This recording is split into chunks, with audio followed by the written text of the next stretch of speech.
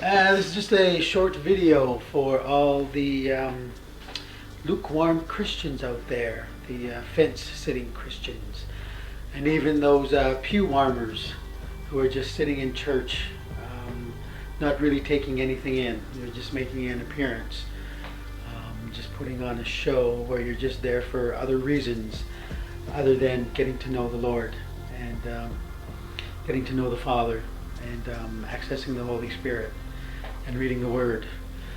You lot are pretty brave, I would say, or at least you will be, because you'll not be taken up in the rapture, that's for sure. And so when you're left behind, that's when you're going to become brave, because then you will realize that there really is a God, and He really did have a plan, and He really did want to pull you out of the tribulation. But since you'll be in the tribulation, you're going to have to prove your strength. So for the first few months, you're going to be struggling with a world that, for the most part, will be moving into martial law. For the first month or so, there's not going to be any electricity, and there's going to be no mass communication around the world, so you'll be alone. And hopefully you will have set up or had some food put aside or whatever.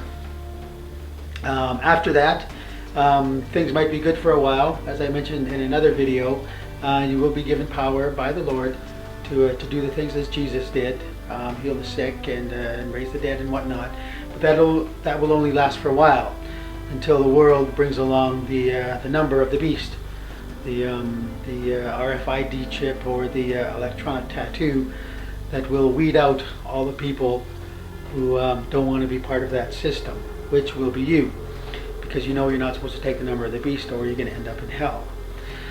So when you don't take the number of the beast, you're going to be rounded up, put into trains, boxcars and whatnot, and hauled off to a FEMA camp, some sort of concentration camp, where you will be waiting out your days until the time comes to get your head chopped off, to become a martyr for Christ.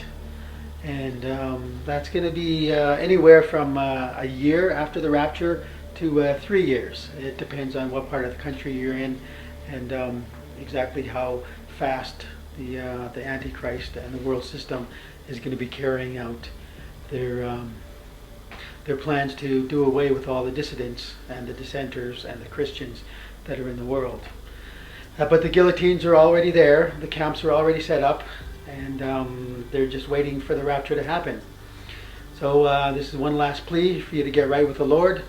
But if you ignore it, and you ignore anybody else, and you ignore the Holy Spirit within you prompting you to get right with the Lord, well, you're going to have to prove your love for Him the hard way.